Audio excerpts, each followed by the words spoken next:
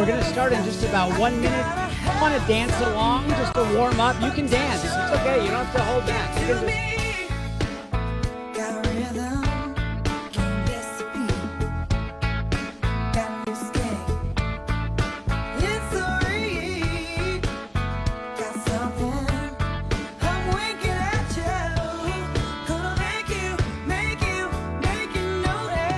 All right. Welcome, everyone. Welcome. Let me make my own picture big. Hello, everyone, and welcome to the Stagebridge Stand-Up Comedy Showcase. Woohoo! Woo! Woo! Wow, that was loud. So I just want to welcome everyone to this really wonderful opportunity to get together, to have some laughs, and to celebrate this wonderful community that we have here at Stagebridge. My name is Corey Rosen. I was the teacher of this class, this workshop. I'm going to be the host of this show tonight. Can everyone hear me okay? Can I see some fingers wiggling if you can hear me? Yeah, that's happening.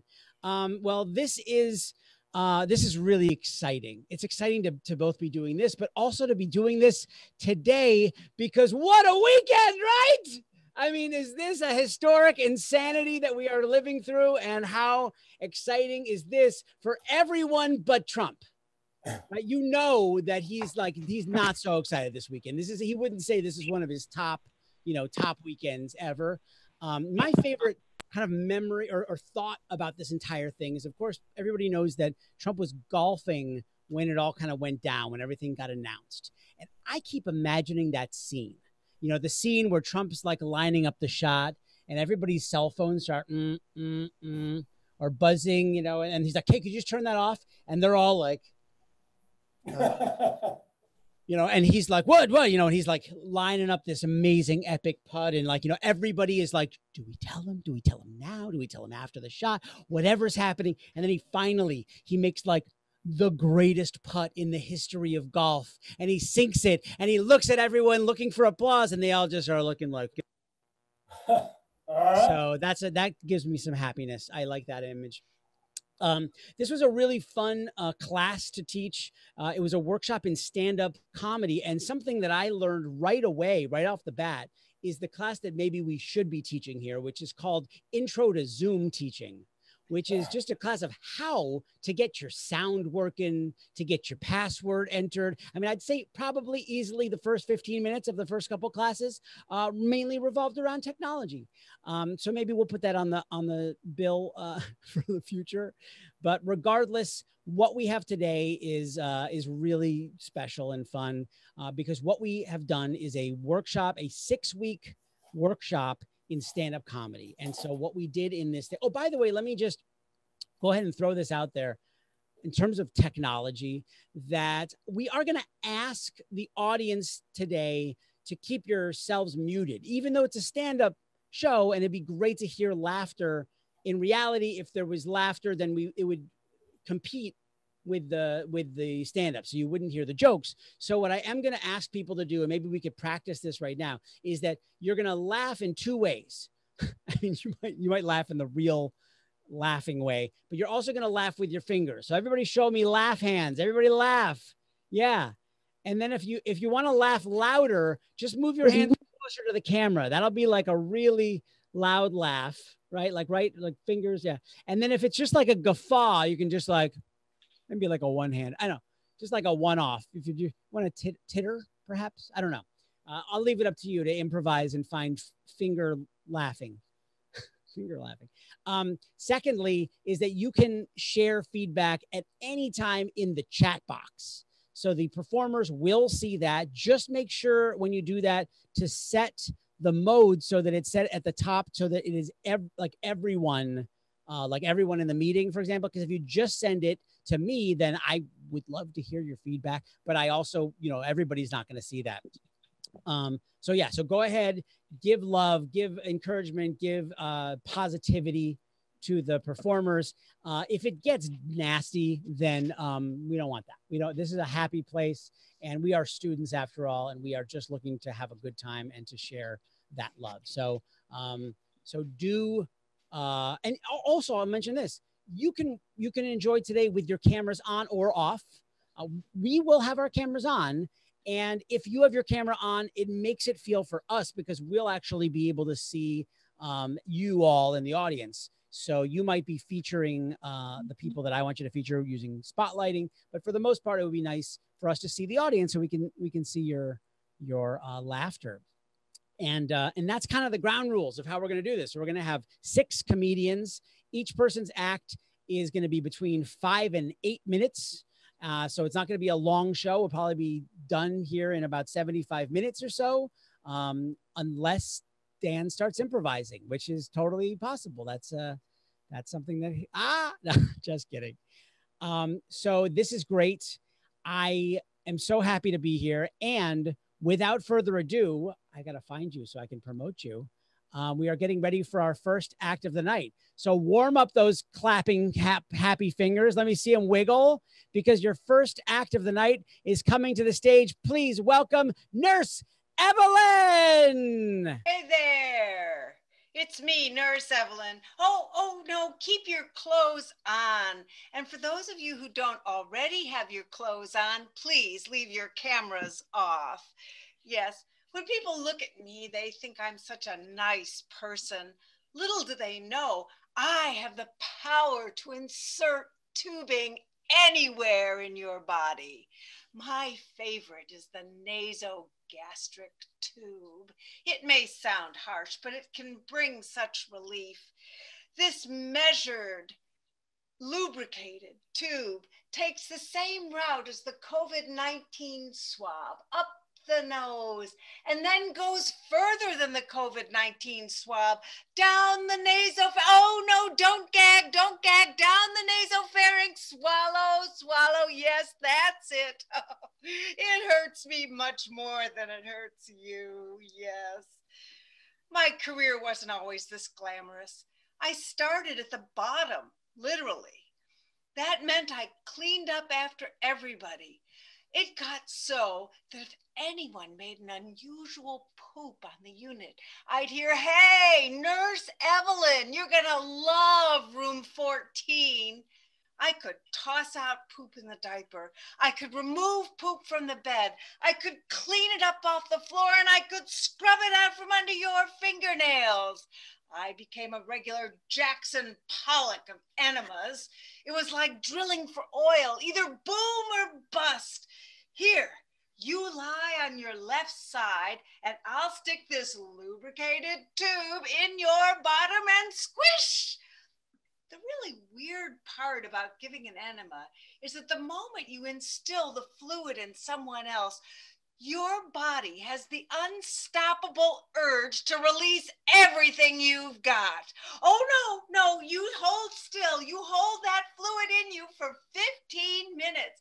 I'll help you walk to the bathroom. Oh, no, don't get up. Just hold the fluid in. I'll be back in 15 minutes. Yes, technology is ruining nursing. Did you know that the administration now gives every patient the direct cell phone number to the nurse's line that she always has with her? So, ring, ring, ring. Hello? This is Tinkle, Tinkle, Nurse Evelyn. Tinkle, Tinkle, how may I help you? No, you hold the fluid in for 7 minutes. I'll be right back to help you. Plop. Everyone complains about blood draws in the hospital. They're either too early in the morning, or you gave it 2 hours ago, or I just don't have any left in me. It's complicated. We have to take a sample of your blood in order to find out if you have enough in you. It's not like your blood can talk to us. Oh, darling, I'm feeling a bit potassium depleted, and I think my white blood cell count is a little low. And can you give me a boost? No wonder nurses turn to drugs. You know, the funny thing about a hospital is if you're late to work 3 times, they fire you. But if you're so high you can't tell one patient from another, they send you to rehab. I spent most of my career working the night shift. My entire being was dedicated to putting people other than myself to sleep every night. Then I'd go home and I'd want to sleep next to my loved one, but I'd find my consciousness captivated by his breathing pattern. That snoring. Maybe if I put 3 pillows under his head, he'll breathe easier. Oh, wait, he stopped breathing. Here, take the pillows. Breathe, but don't snore. I need to sleep. Yes, I do love the world of nursing, but that was until I retired and the medical world started examining me. I took part in an experiment that ended me up in a hospital bed for 36 hours. The bed wasn't comfortable in any position. I got a stiff neck from looking at the TV on the wall, and my nurse was incompetent. So I snuck down the hall in the middle of the night, found my favorite bathroom, sat down, and took the best pee of my life. And that's it. Nursing with Nurse Evelyn. Thank you. Let's hear it for Nurse Evelyn, everyone. Woohoo! Yeah, show her that wiggles. Wiggle for her. You can do your whole body if you need. That's like a standing wiggle ovation. I don't know what we're doing here. Fabulous. Let her hear it in the chat. Let her hear it in your box. That was so wonderful. Thank you, Evelyn Sheridan, everyone. That was just, it took me to some places that I maybe didn't want to go, but I'm happy that I went. I'm very happy. It took me in a great ride, and it was a joy to have you in class. So thank you for all of your wonderful hard work and great humor. Okay, let's keep the party moving. Let us welcome to the stage your next wonderful, talented storytelling stand-up comedian, Marilyn Flower, everyone. Woo! Hello. It's so great to be here. I grew up in the military, and I was wondering if there are any other military brats out there. If so, hello, wave. I was Air Force. Do you know what's really hard about being a military brat? You have to get used to moving all the time. You have to get used to making new friends quickly. You know, it's kind of like speed dating. Oh, hi there. Hello. How old are you? I'm 11. How old are you? I'm 10. Do you like boys or books? Books. Duh. Oh, me too. Barbie dolls or basketball? Basketball. Great, let's play. Woo! There's a lot of honor in a military career, and there's also a dark side. Everybody drinks. I think it's required to be promoted. The colonels and the generals didn't like to sit in the officers club all by themselves. They wanted other people to keep them company. So we had to sit in there with them. Yes, sir. Anything you say. Oh, and whatever you say, sir, consider it done. Our armed forces love their alcohol. As kids, we were able to get our parents to stop smoking, but not to stop drinking. Dad would be like, sweetie, run upstairs and get me and mommy our cigarettes out of the bottom dresser drawer. No, Daddy, it's bad for you. Get your own cancer sticks. You're right, sweetie. From now on, Daddy and Mommy are quitting smoking. But alcohol was a different story. Sugar Pie, go in the kitchen and make Daddy a martini. No, Daddy, it's bad for you. Besides, I can't reach the freezer. Never mind, I'll make my own drink. He was lazy, but not that lazy. You know what's really stupid about growing up in the military?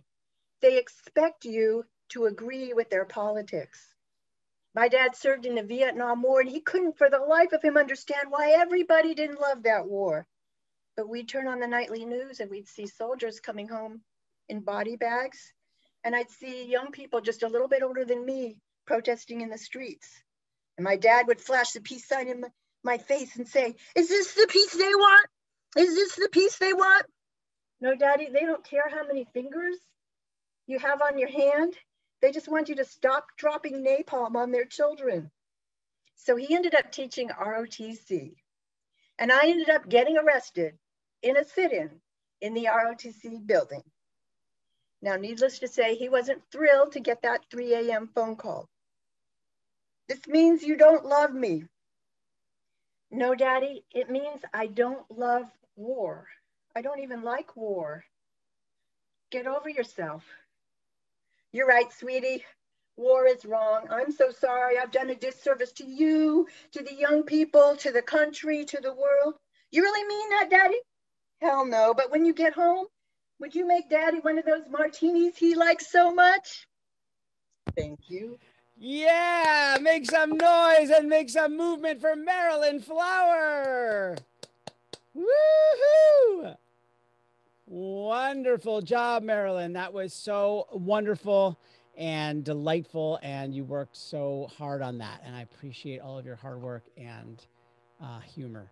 That was great. All right, I want to welcome us. So we had a couple of new people, I think, that just arrived. We are in the middle of our Stagebridge stand-up comedy showcase. And the way that this kind of worked for this showcase is that we went through over about 6 weeks. We went through 3 kind of phases. The first phase was kind of learning about different structures of jokes, like what a joke is and kind of breaking down what that is. The middle was building our own acts, using our real lives, using our experiences, things like that.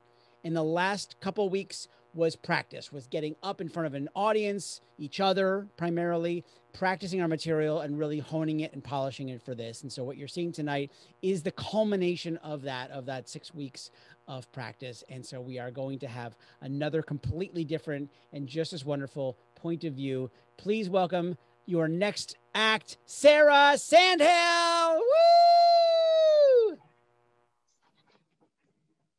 Hi. I am Sarah, and I'm glad you're here because I really have something on my chest I would like to get off my chest, if that's okay with you. What I want to share with you is my life was going so beautifully. Retirement, my husband, my family, travel was wonderful. And then COVID hit. COVID hit hard. I couldn't get on a plane. I couldn't go to the theater. I couldn't go to the movie. I couldn't hug. I couldn't. It was just full of I couldn'ts. I didn't like it. I also had to wear a mask. And when I had my glasses on and I'd breathe out, my glasses would fog up. I didn't like it at all.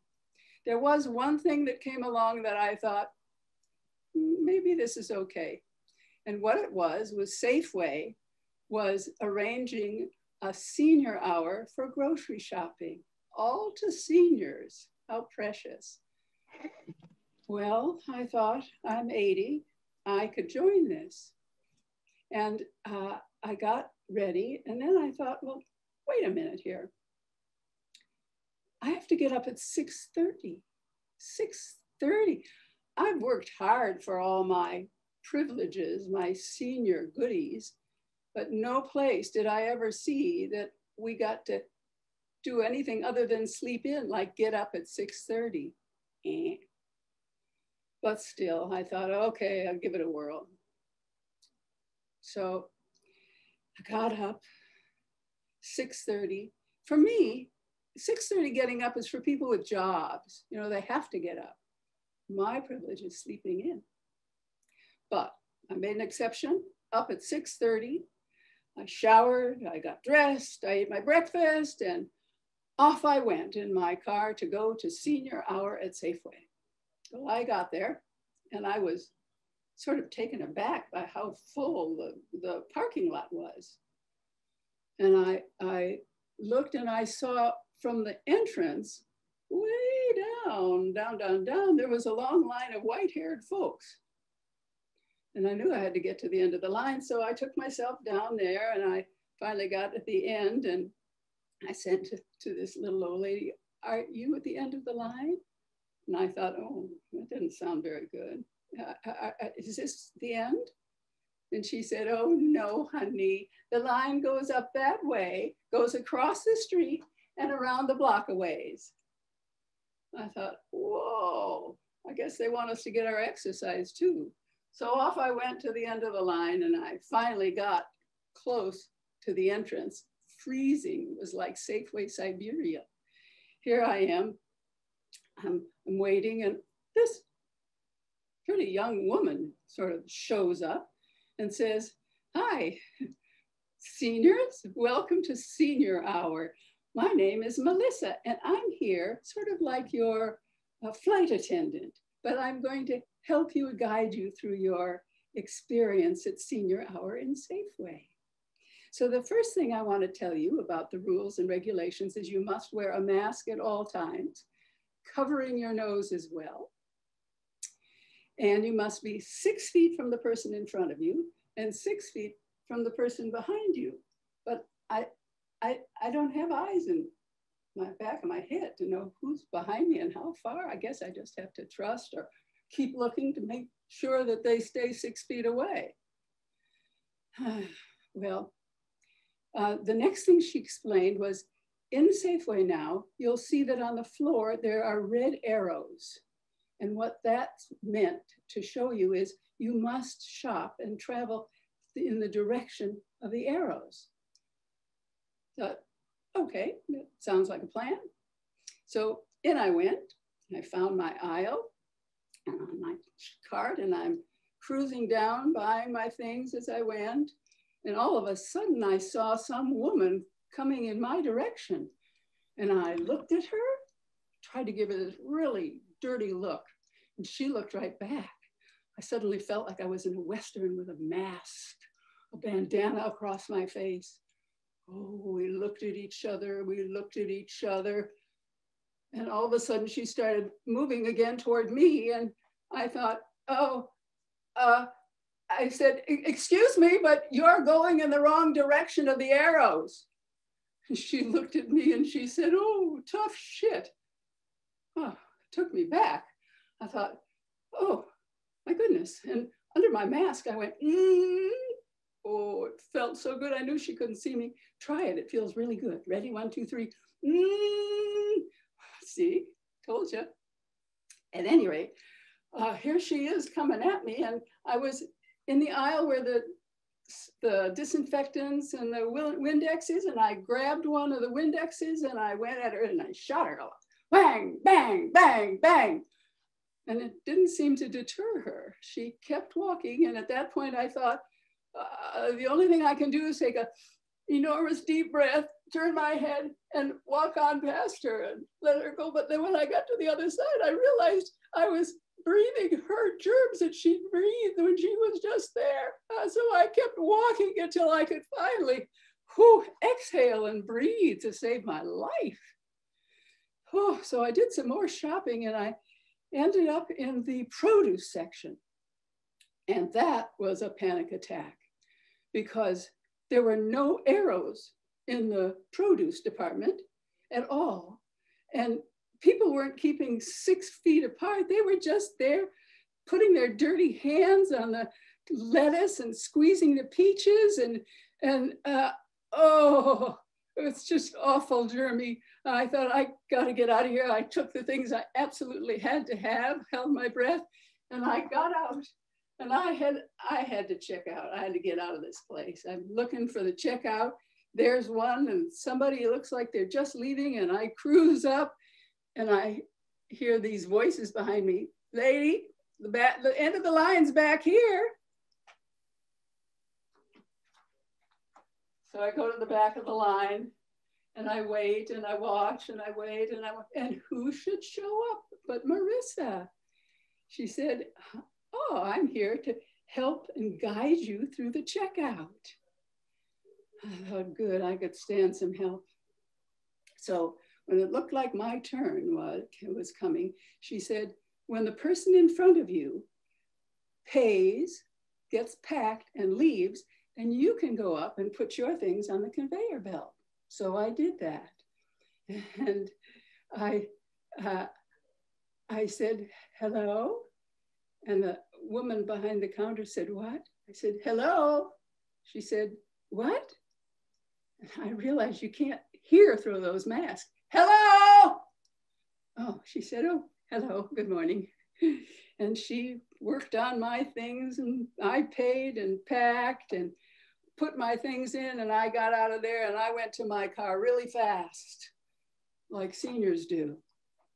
So I got in the car, I drove home, I dragged my things into the house, into the kitchen. I had to wash all of the cartons of milk and the cans and the fruits and vegetables. And while I was doing this, I thought to myself, I am too old for senior hour at Safeway. And from now on, hello, Instacart. I will have my groceries delivered. Ladies and gentlemen, Sarah Sandhill, keep it going. Take a bow. Hilarious and insanely relatable, right? Raise your hand if you can relate to that entire experience. Yes, that was all of us, and couldn't be more topical. So wonderful. So welcome everyone. What an incredible crowd. I am very curious where everybody is watching the show from. Is everybody Bay Area based? Is anybody from out of town? I'm just super curious because we have such a great. I mean, we have 77 people at some point. Now it keeps. So I think people are maybe losing connection, coming and going. Minnesota. We have Minnesota in the house. Oakland. Imagine that. Incredible. We have, yeah, let up the far side of the moon. Thank you, Ron. Yes. I think those of us who know you, would agree with that. All right, let's keep the, I don't actually know him, but that's just a joke that I made at his expense. All right.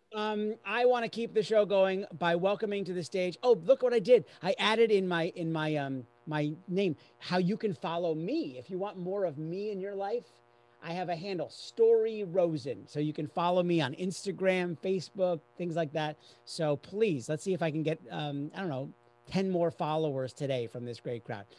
Story Rosen. All right, let's keep the party going. Please welcome your next act, Ginger Parnes. Woohoo! It was a beautiful night in Berkeley, California. One of those rare warm evenings. The moon was full, and I even had the windows and doors open. I was up in my office on the second floor of my house, working, when I saw my orange tabby Elmo come in. Oh no, Elmo, what do you have in your mouth now? Elmo is constantly bringing me gifts, mice, rats. Sometimes I just get the tail. Even worse when I just get the entrails. Now, my husband Jeff and I have an understanding. What's a husband for if not to be on rat patrol? So I go down the hall towards the room. Jeff, there's a Ginger, I can't help you. I'm just not feeling well. Well, Jeff, that was a big splinter we took out of your finger, honey. You rest. I'll take care of this. I think of Helen Reddy. I am woman, hear me roar. I'm gonna be on the rat patrol myself. I go back down the hall to the top of the stairs, and I see Elmo opening up his mouth and dropping the creature onto the ground. It flies into the wall. Over to the casement window, boom! It falls on the sash of the casement window. Oh, Elmo, I gotta put him in the room. I pick him up. Elmo, you're such an animal. Okay, now he's out of the way. Oh, it's a hummingbird. Beautiful little green, fluorescent, iridescent feathers, and that long, perfect little beak. Little eyes looking at me. So scared. Hey, lady, are you gonna help me or what? I gotta help this bird. I've gotta save this bird. I'm gonna call the police. That's a little bit of overkill. I go back up to my office. Berkeley Animal Shelter, closed. I Google, injured bird help, and a website pops up. It's called Hop Along. Doesn't sound like it's for birds, but I call. Hop along, how can I help you tonight? Well, I've got this bird, it's a little hummingbird, and it's on the casement window shelf, and I'm afraid it's gonna, honey, I can't help you, but you know who can? Berkeley Animal Rescue. Why don't I give you the number? Oh, good. So she gives me the number. They're open, but it's an answering machine with all those prompts. I don't know which button, who the names are. I don't know any of that. For dogs, push 1. Cats, 2. There's no button for injured hummingbirds. Someone comes on the line. Berkeley Animal Shelter, we're pretty busy tonight. How can I help you, ma'am? I've got this injured hummingbird and I'm afraid it's gonna die. Yeah, well, it's gonna die because we can't get over there for that lady. You're gonna have to take care of it yourself. Here's what you do. You slip your finger under the bird's body and you push it into your palm and carry him outside and pray. Thank you. I'm gonna do what you said.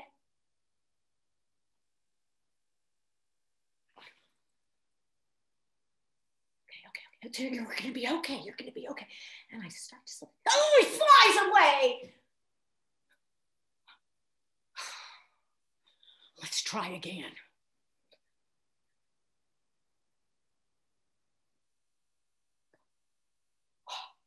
No squish birds. Down the stairs I go.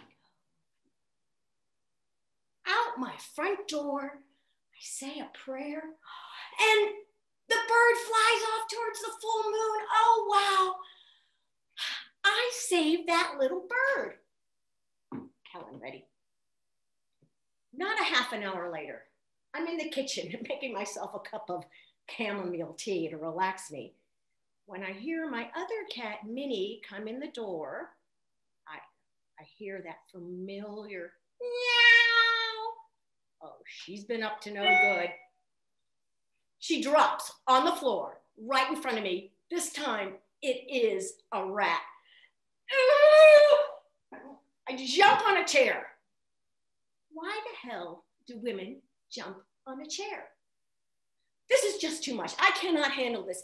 The hell with Helen ready. Jeff, get your butt out of bed. Ginger Parnes, everyone. Let her hear it. Woo, woo. Yeah, that was hilarious and wonderful. And we're so happy to have you here. Thank you for doing that, for sharing that, for working on that, and all those amazing, wonderful characters. It was so fun. I don't know if you saw in the chat, it was lighting up. People were giving you love. All the performers, you can see in the chat, there's so much love happening there. Don't forget, if you aren't doing that, you can give them some extra pats on the proverbial back for their bird flying saving experiences. All right, we have 2 more acts, and I personally am beyond excited for the next one that is coming. Someone who I don't know if other of you know this person. I bet you do, and I bet that you're not going to be disappointed. So welcome to the stage, Rachel Resnikoff. Woo!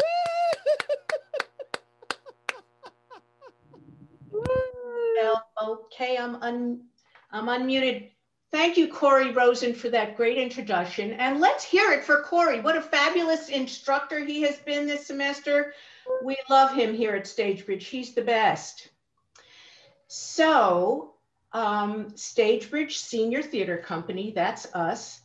And a lot of us have been coming to this school for a very long time. So long, in fact, that we remember when it was called Stagecoach Junior Theater Company. That's a good one. So we're old, and I'm going to tell you a story about when I was young. My son was 3 years old, and he was ready to go to daycare, and I was ready to go back to work. But I decided I wanted to make $1 instead of 57 cents. So I went to trade school, and then I got hired by IBM to fix typewriters in a walking territory in downtown San Francisco. Now, you know what's awkward about being a woman in a traditionally man's field of work? Well, what do you wear? IBM had this business attire dress code. Meantime, a typewriter, the inside of it is a combination of that carbon dust that comes off the ribbon mixed with grease. You might as well be under a car taking out the carburetor or whatever they have up in there, God only knows. So what do you wear? Well, I could have worn a pantsuit, but sorry, Hillary, I didn't want to look like a man. I just wanted the paycheck. That's all. But if I wore a women's business suit, I'd wear a skirt and then pantyhose walking up and down the streets of San Francisco, and then sensible shoes. I mean, it's my feet, right? Well, there's nothing worse than that look, a skirt and pantyhose and sensible shoes. I hate that look. It's like, am I a nun or the library lady? Ugh. Well, I just had to make do. I had to be comfortable and I had to keep clean. And so I just wore trousers with a blazer, but they weren't matching. So it wasn't a suit. So I got in trouble at work. Downtown San Francisco, full of lawyers, up one side of the street and down the other. You go into these offices and the walls, wall to wall, floor to ceiling, books, they all look the same. Who knows what's in them? I never saw anyone take down any one of those books to read them. For all I know, they're just a place to hide contraband and evidentiary material. All the criminals in town were coming in there, hiding their stuff from the judge. I had this one guy, he would just be really suspicious of me and just looking over my shoulder and checking out my tool bag. And I'm thinking, can I help you? Do you need something? Do you need a cup of coffee? Aspirin? Maybe a Valium? Back off. Anyway, his secretary tells me this guy is such a klutz, he has to take his car to the mechanic to get his license plate mounted. Gotta be kidding me. So you know how many lawyers it takes to change a light bulb? Just the one whose secretary is sleeping with the building custodian. It's true, I know people. So I had this other service call at a telecom company, you know, the one, our favorite, that we all love to hate, the one that has 5 layers of management, so that when the worker bees go on strike, like clockwork every 3 years, they'll have somebody to answer the phone to say, I'm sorry, we can't take your call right now. So this machine needed a drive belt. Now the drive belt is way in the middle of the machine. You can't get further from the outside of the machine without going out the other end. So you have to take all the stuff off the right side, the shift spring and the 2 pinion gears, and then some springs, and then the cycle clutch, and then you're at the belt. Well, it's a long job. And while I'm working on it, the secretary has to go take a coffee break, a really long coffee break. They love me up there. So then there I am halfway through this job, and this manager looking guy comes by, and he doesn't have much to do because they just signed another 3-year contract with the worker bees. So he's just kind of looking at me and looking at all the parts on the desk and going, are you going to be able to put all that back together again? To which I replied, me? No, they'll be sending a man to do that. Maybe next week, maybe the following week, you know, maybe we'll go on strike. Do you have a little box or something I can put these spare parts and shove them under the desk or something till he gets here? What a thrill. I'd been waiting my whole career for that very scenario to work itself out so that I could do that routine. If they'd only had camcorders or, well, phones, cell phones, I could have had somebody take a video of that. Would have been great. So now I'm retired. Not much to do, a lot of things to worry about. Of course, it's getting better every day, but there's the aging body problem. And plus with COVID, you know, what do? Like sex over 70 during COVID. Well, we're not taking any romantic getaways to the beach, that for sure. But we can have a mini vacation in the guest room. Let's see. So we have to pack massage oil, dope, Advil. Don't forget the dope. Vibrator, water bottle, lube. Don't forget the dope. Wouldn't be a bad idea to have a chiropractor on speed dial. And an ice pack. Don't forget the ice pack. Well, that's a lot of trouble just to go down the hall. Maybe we could have a nano vacation. You know, switch sides of the bed. Well, that would be good, except for I got this hip thing over here, and then he's got this shoulder thing over here, and then I'm a righty and he's a lefty, and pretty soon we're pretty much not really getting anything done, never mind being in pain. So we got one more choice. It's a goodie though. Phone sex. Hi, honey. I'm gonna take my phone down to the guest room. What are you wearing? What am I wearing? What do you think I'm wearing? I'm wearing the same thing I was wearing when you were just in here. Are you kidding me? Okay, honey, I'll call you later. Bye-bye now. Good thing I've got my vibrator. Ritz-Carlton, yes, connect me to Benedict Cumberbatch, will you please? Thank you so much. Benedict, it's me. How you doing? What are you wearing? Give it up for Rachel Resnikoff. Woohoo! Take a bow, Rachel. Take a bow. Yes. Amazing. Oh, a dancing bow. I love it. Don't hurt yourself. I know you got that. Yeah, I just hurt myself. Yeah. Okay. I love it. By the way, Rachel, I didn't have to use it, but I brought something for you. Evidentiary material. Yes. Evidentiary. Yeah, I made some of a different word for that. I know. She actually said in class, she was like, I can never remember that word. Somebody make a flashcard for me. So I made it, but I didn't have to use it. She got it. All right. That was wonderful, hilarious. And I could hear my wife laughing downstairs. That's how good it was, laughing out loud from another room. So thank you for that. Wonderful. Okay, great. We have one more act, and we're going to bring him to the stage. So please welcome all the way from the East Coast of the United States, I believe the New York area. I could be wrong, yeah. But please welcome the one, the only, Dan Heyman! Woohoo! Very much, Corey. Yes, I'm from 3 hours in the future. It's dark here on the East Coast. Hartsdale, New York, for anybody who's keeping score. Thank you, Corey. You've been a wonderful and sage teacher and mentor, and I will always remember you, and I'll remember you to Johnny if I ever make it to the Tonight Show. Also, let me thank my 5 wonderful comedian classmates for all of your help in getting through this class.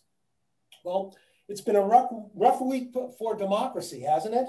After 4 years of prep, a month-long colonoscopy, the good news is that we finally learned that it's a 77-year-old polyp and not end-stage colon cancer. Boy, the speeches last night were great, weren't they? I don't know if you folks saw this yet, it being 3 hours earlier, but look at the New York Times. And weren't they wonderful? Joseph Biden, the president-elect, and his nurse, Kamala Harris, they were really great. They looked so happy. I'm really looking forward to getting familiar with the first spouses elect. Our First Lady, Jill Biden, she's very different from Melania. She speaks English. She's not younger than the president's children. And she will hold the president's hand as they're coming down the gangway of Air Force One. And that's good news because we wouldn't want him to trip and fall. Then let's hear it for the vice presidential first spouse, Doug. It reminds me of the TV cartoon show, Doug. He's a far cry, quite a contrast from his predecessor, Mother Pence. You know, she always reminds me of a character out of Dickens. As we walked into the dining hall, we saw Mother Pence standing guard by the cauldron of porridge, brandishing a blood-stained cudgel in her hairy right hand. Anyway, maybe she doesn't remind you of that, but is this just me or is it you too? Does it seem like the phrase, "our long national nightmare is over," follows every single Republican administration? Seems that way to me. I don't know, I could be wrong. But with the pandemic and unemployment and a certain amount of alcoholism, I find myself at home quite a bit, watching, cable TV news more than I used to. And one thing that I noticed was Viagra and Cialis commercials used to be ubiquitous. I haven't seen a one since March, frankly. And I read in the Wall Street Journal that demand for erectile dysfunction medicine is softening. It just shriveled up when the pandemic rolled in like an ice cold wave at the beach. There's nothing like the stench of death to kill your sex drive. For most people. Only 20% of followers of QAnon, however, interestingly enough. Speaking of the pandemic, I wanted to do the environmental proper thing, and I bought these cotton masks so I wouldn't fill the landfill with paper masks. And, I bought 20 of them. 2 weeks down the road, I've only got 6 left. Like, where did they go? I'm thinking, I wore them, I put them in the washing machine, and I put them in the dryer. The dryer. I had a feeling that they must have just gone wherever it is my right socks go. So what I did was I took my left socks, the surviving socks, I asked my wife whether she would attach strings to them.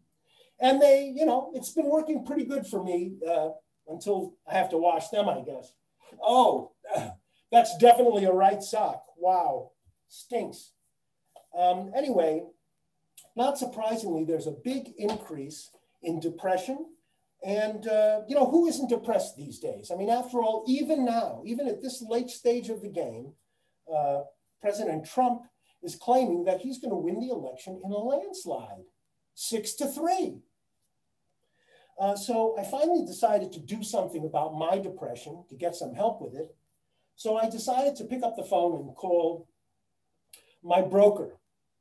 When there's a crisis in America, you're supposed to go shopping. And true patriots, they shop at Wall Street. Hello, Mr. Schwab? Yeah, Dan Heyman. Yeah. I want you to sell all my Viagra stock and give me 100 shares of whatever the state of Alabama is using for lethal injections these days. Potassium chloride? Okay, I'll take it. No, I mean, place the order. Okay. Yeah, thanks very much. You might think that the drug companies are very evil, but they're very, very clever. And now what they're doing is they're creating new drugs to treat the side effects of their old drugs that their current customers. Can you still hear me? Corey, I think you did something with your sound. That's me, and I'm going to sign off. That's better. Okay. Right. Okay, I was getting a little worried that I was telling too many Trump jokes. He is still the president. Well, instead of potassium chloride, that was the electric chair. So.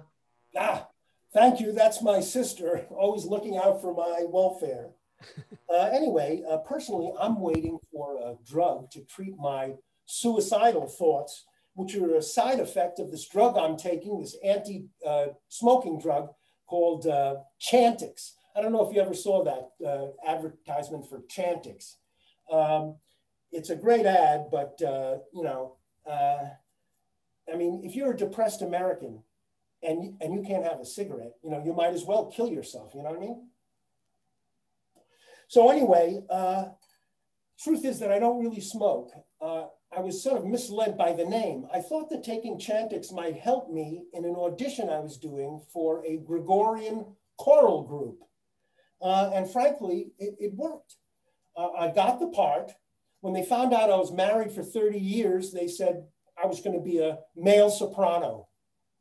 Never did that before, but it's okay. Now that the pandemic has rolled in, though, basically we're just moaning at sidewalk cafes.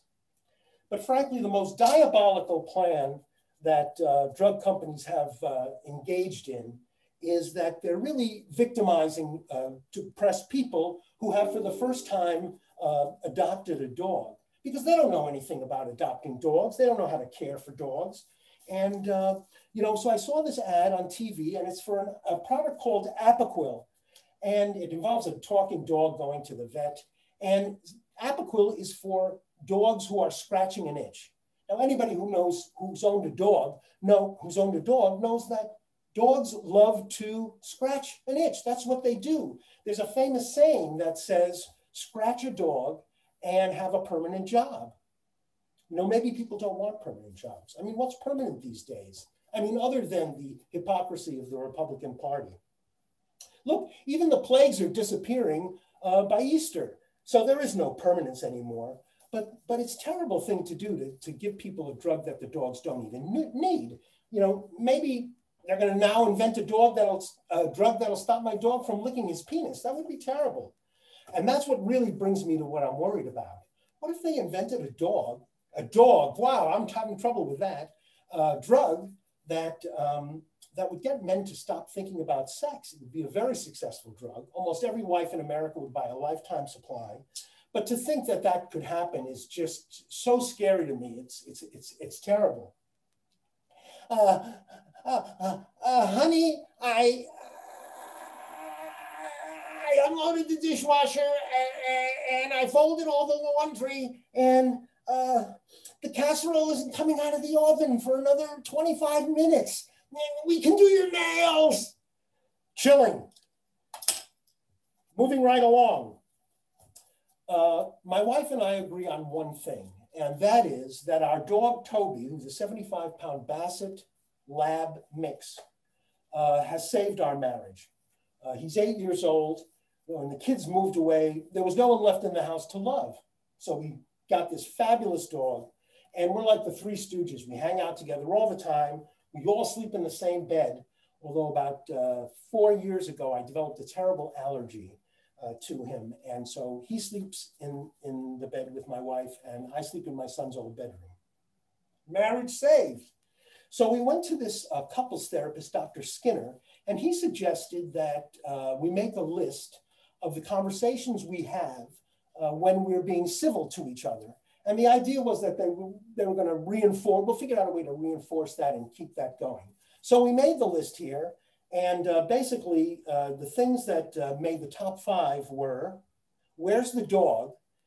We say that about 15 times a day on average.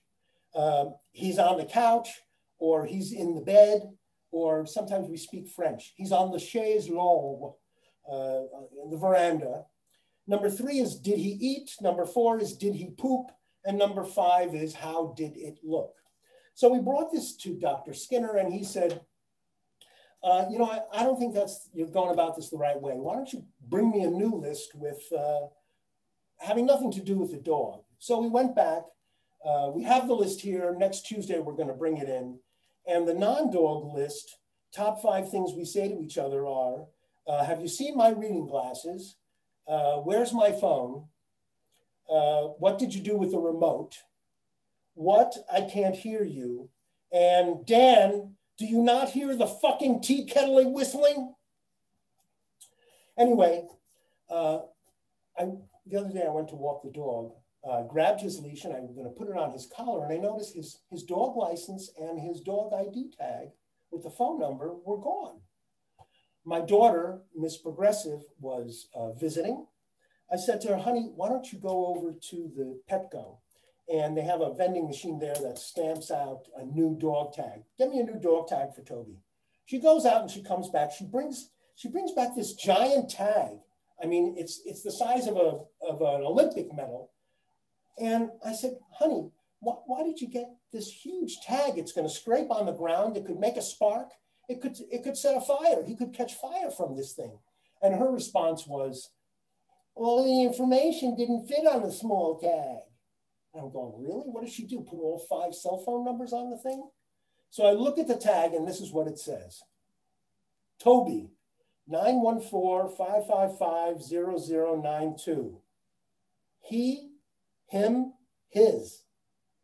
Assigned at birth, male.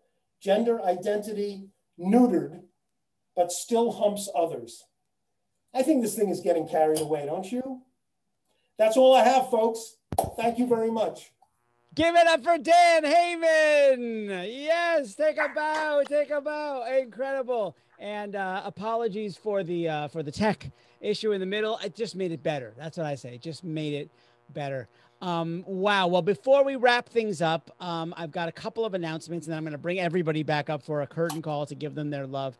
I just wanted to say this.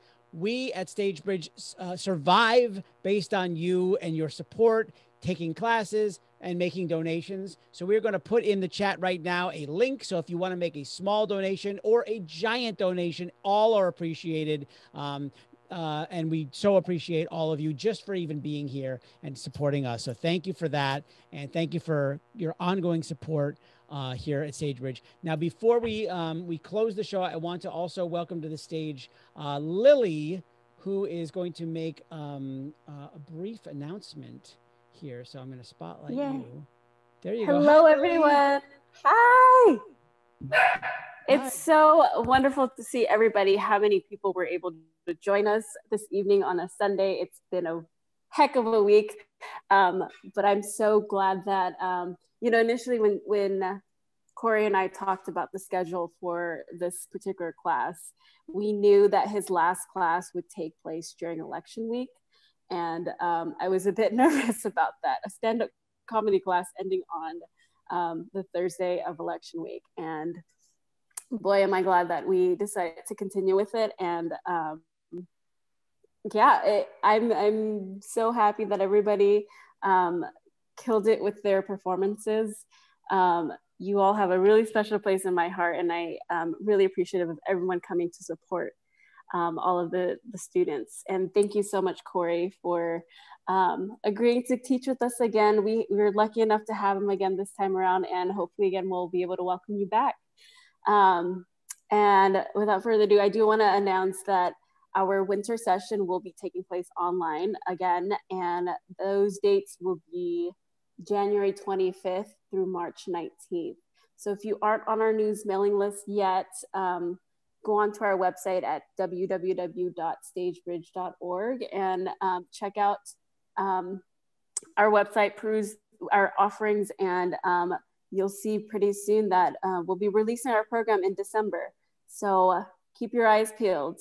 And if you love this experience of watching our students perform, there will be a handful of performances for the final week of classes, of fall classes, on the week of December 14th through December 18th.